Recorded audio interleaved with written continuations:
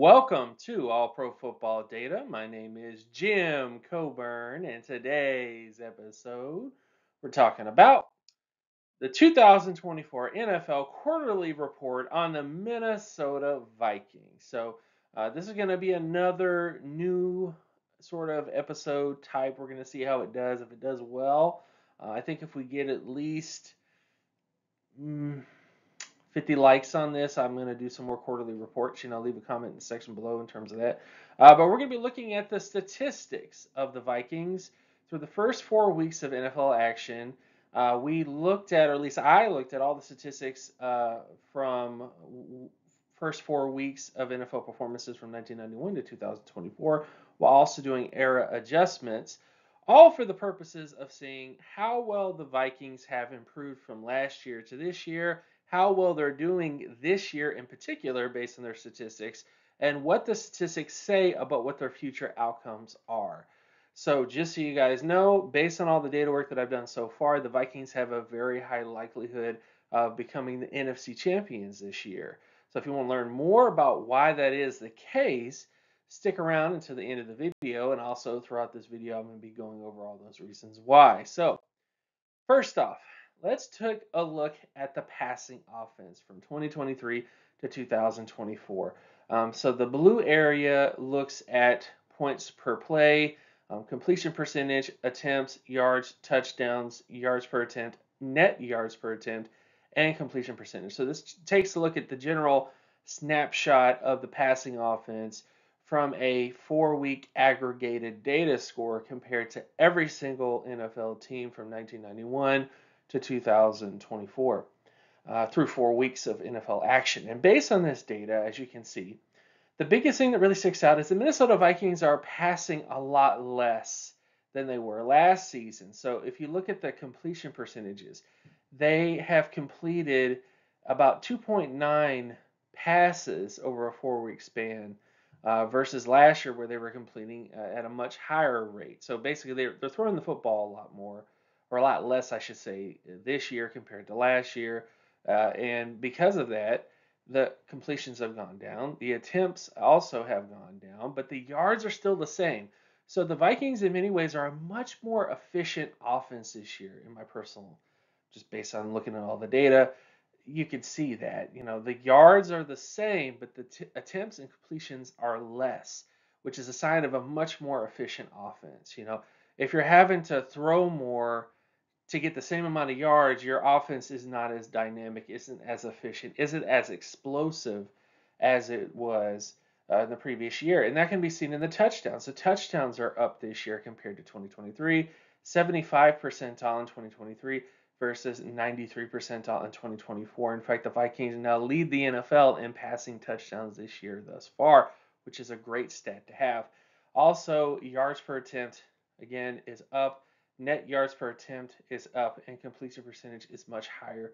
So again, the basic stuff about the passing offense is they're throwing the football less, but the plays are being made bigger. They're bigger plays are being made, and that's a good result from all of this. Taking a look at the rushing offense, this is another thing that really improved this year from last year through the first 4 weeks. The rushing offense, rushing attempts is up by about 71 percentile points from 2023 to 2024. Rushing yards is up by a good amount, 80%, about 80 percentile this year in terms of rushing yards, and then 26 percentile in 2023. So a much improvement in terms of the rushing game, and a lot of that could be credited to Aaron Jones. Aaron Jones, a very dynamic running back. I could spew lots of. I had a video on this channel, this very channel, talking about Aaron Jones, and how amazing he is as a runner and efficient too. So his age is a little up there, but he's still showing it, and this is a good sign. So the rushing game has improved. So they're running the football more, and the passing game is much more dynamic and much more explosive and much more efficient. All these signs are great. It's just how much the offense has improved. You can kind of you can visualize it. You can really see it here. Rush yards, yards per attempt in terms of rushing attempts. Basically how the average yards per attempt in terms of rushing the football is also up this year, and rushing touchdowns is also up. Not significantly. Again, they're not. like a dominant rushing offense, if you will. The passing offense is much better in terms of getting points on the board versus the rushing offense, but much better, more balanced, if you will, in terms of their offense. Really efficient passing offense with above average rushing offense is basically what the basics are for this team, which is very impressive. Now, the only area where there's a little bit of a concern comes down to the advanced offensive data. So what is that? Well, TOP is time of possession. IPP is interceptions per play. Sacks per play is SPP. Punts per play is also PUNP. Are you down with PUMP? I hope you're not, because you shouldn't be punting on offensive side of the football. Basically, the less you punt, the better offense you are. Because if you're punting, your offense is getting off the football field and you're not putting points on the board.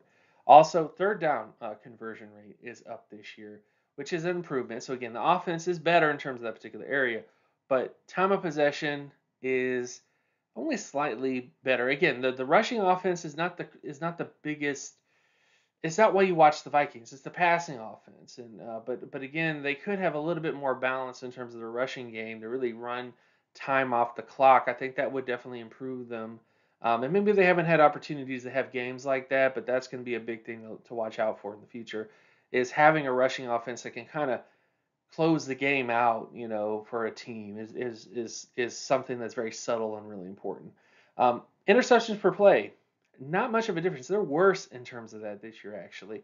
And again, they're not throwing the football as much, but they're basically turning the football over at the same rate, if not more so, this year compared to last year from a per play status. So again, the interceptions are not as bad, of course, but the volume is less, and as the volume is less, you have less interceptions. But the interceptions per play is up a little bit this year. Same thing with sacks per play is also up a little bit this year. So again, they're throwing the football less, but the sacks and interceptions are also up. But you're not noticing it because they're not really passing the football as much as they were last year from that perspective. And then punts per play, they didn't punt as much last year compared to this year, but it's basically a wash, very similar. So advanced O-wise, there are some concerns. Again, time of possession is a concern on offense. Interceptions per play is a concern, considering that even though they don't have a ton of volume, compared to the rest of the data work that I've done, it's still a concern. And then, of course, sacks per play is also a concern. If they end up in situations where they don't have a lead, they're having to come from behind, getting sacks, getting interceptions is going to reduce their chances of winning this football game. So that's definitely something to kind of keep track of. Next up, passing defense. So this is something that is interesting, is that the passing defense has decreased in terms of data from a statistical standpoint. So back in 2023, the passing defense was better in terms of points per play, completion percentage, attempts, and yards. And this year it's less. Now, a lot of that I think is because a lot of teams are passing to kind of keep up, because again, the Vikings are doing well in terms of getting points on the board, and these teams are having to, get their offense back in the football field and put some points on the board, and that might be partially why this is what it is. But that definitely is a little bit of a concern in terms of the passing defense. They're not really a shutdown passing defense compared to what they were last year. The yards, though, is about the same. Touchdowns, they've given up a little bit more this year compared to last year. Yards per attempt is about the same. Net yards per attempt was a lot worse last year compared to this year, and completion percentage is much higher this year compared to last year. So again, the passing defense is actually not quite as good as it was last year compared to this year, except of course in terms of completion percentage and net yards per attempt and that sort of stuff. So it's kind of a mixed bag, but again, it's only 4 games worth of data. But again, this is based on how these two defenses performed back in 2023 versus 2024. So that is a little bit of something to monitor. Is the passing defense for the Vikings is it's been kind of bend but don't break is the best way to explain it, which is something to kind of keep track of. Then, of course, we get to the rushing defense. So, based on the rushing defense, they're much improved this year. So, rushing attempts has been incredible, and 96th percentile in terms of teams rushing the football on them. Teams are just not going to do it. And again, a lot of that is because they're trying to pass the football to catch up in these games. But at the same time, that is a nice improvement to see. When you have a team that really is able to stop the run, you're going to win in those situations. Also, rushing yards has decreased as well. Yards per attempt in terms of rushing is about 70 percentiles, 90 percentile last year, but it's okay. And then rushing TDs is about in the same area. So the rushing defense has improved, but I think a lot of that has to do with the fact the offense is much more productive, and as a result, the defense is kind of helped out by that. But still a good improvement to see. Then, of course, we get to advanced defensive statistics. The biggest differences between the defense last year and this year, time of possession has increased in terms of getting off the field more often, being off the field more often. And that's because the offense has improved. Interceptions per play is way up, 97 percentile in terms of interceptions per play on defense, which is a great number to have. Creating turnovers, gets the ball into the offensive hands, leads to more touchdowns. Sacks per play also up this year compared to last year, which was definitely a concern by most analysts, including me. It was basically, where's that sack production going to come from? And we've seen the collection of guys they got there that are, really starting to turn it on this year. Punts per play is down. I think a lot of that has to do with the situational football aspect of the offense performing better. Teams are not going to punt as often because they're trying to put points on the board because they're trying to catch up to what the Vikings are doing. And then third down completion percentage is also way up there in terms of the advanced defensive data. So much improved in terms of getting teams to 3 and out, which are great numbers to have. So the overall defense and offense, I think the biggest thing you can say about them is they do have some inconsistencies, but they're all really great on third down. And that's a very important metric in terms of continuing drives, ending drives, at least on the defensive side of the football, to really get things going. Then we get the aggregated data. So this is like a snapshot of the passing offense, the passing defense, the advanced offense, advanced defensive data. And as you can see here, TSC is points per play of the offense and defense. And when you look at that particular number, they're 99 percentile, 99.6 percentile in terms of that number, in terms of their ability to put points on the board per play on offense versus the defense's ability to prevent points per play. That's very impressive through 4 weeks. The passing offense is not quite as robust as it was last year. Again, a lot of that is because the attempts and the yardage has gone down, but they also are much more efficient in terms of the passing offense. And the rushing offense has improved. So the rushing offense is better, and the passing offense has kind of taken a step back in terms of how much they're used, but they're being used less and being more efficient with explosive plays, which is a good thing you want to see. Also, passing defense-wise, that has decreased, and I think a lot of that is because of the situational aspect of it. They're on the field more often because the offense is so efficient and getting scores on the board. So that's definitely there. But the rushing defense has improved, and the advanced defensive data, sacks per play, interceptions per play, third down conversion rate, preventing teams from getting those conversions on third down has also really improved defensively. So great overall snapshot for them in terms of what the improvements have been this year, which has led to them, being 4-0 this year, which is really impressive. Next up, I know you all have been waiting for this. I know, but this is the data that really tells you, what teams most resemble the Minnesota Vikings this year from a data perspective. So taking a look at points per play on offense and defense, taking a look at yards per attempt on offense to kind of give you the style of this team, the quarterback rating, TSC, which is points per play plus on offense and defense combined, PO passing offense, RO rushing offense, AO advanced offense, all that stuff all together. The teams that the Vikings most look similar to is the 2023 San Francisco 49ers, who Sam Darnold was also a member of last year, and the Buffalo Bills from 1992. So these are interesting, but there are some areas of concerns. So one area, the Vikings pass defense is 6 out of 100 in terms of their ability to, stop teams in the passing game. That is not where you want it to be. And as you can see on this particular list, the 2015 Cincinnati Bengals come up as a similar team in that respect because of that issue. Which we'll see how it, if it improves or gets better or doesn't throughout the year, but that definitely is a cause for concern. Another thing, the advanced offensive score is 20.8 out of 100. So again, this is taking a look at sacks per play on the offensive side of the football, interceptions per play on the offensive side of the football, uh, those types of things, punts per play, those kind of things. They're good on third down conversion rates though, so they are better in terms of that area.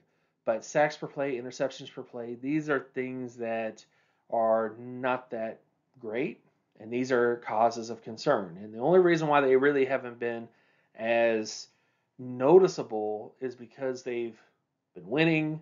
The offense has been aggressive, and they haven't been in situations where they're having to like come from behind to win a game 100%. Again, I'm not trying to overanalyze every single game this year, but that's where that number might come in as an issue. So that definitely is another thing to kind of look at because of that.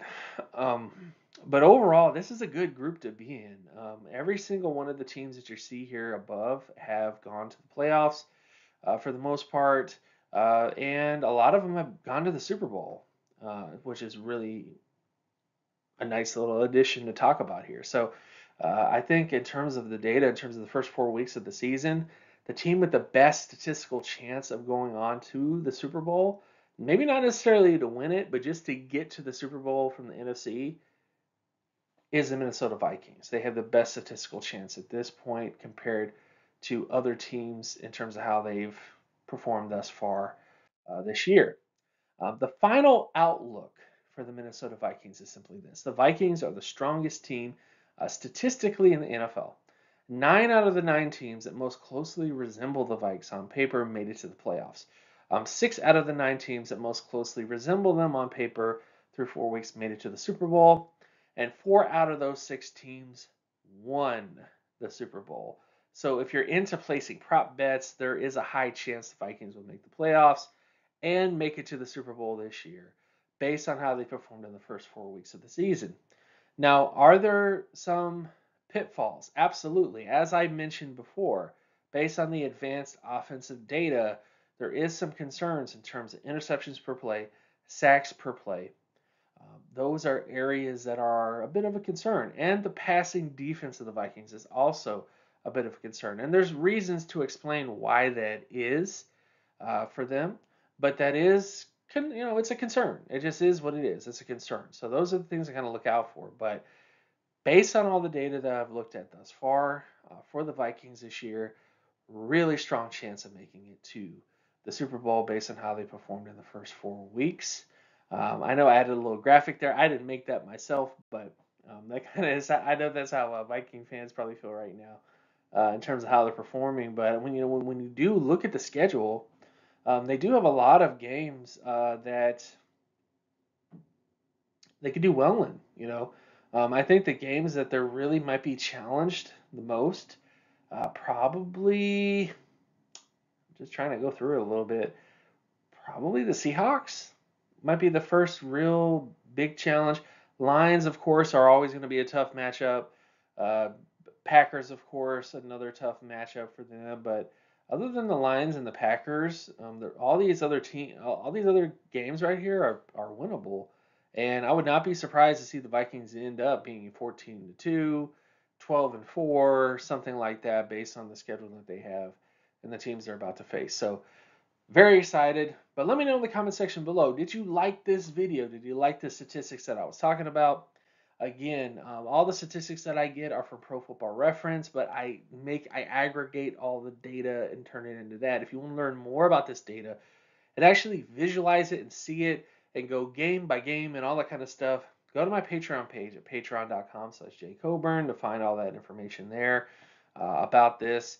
And if there's any videos you want me to do in the future in terms of quarterly reports on any particular team, let me know to kind of show how they've improved thus far and what their performance thus far might say about what their future is as well. All that stuff by the way. Thank you guys so much for watching, and I'll talk to you guys in the next one. Peace.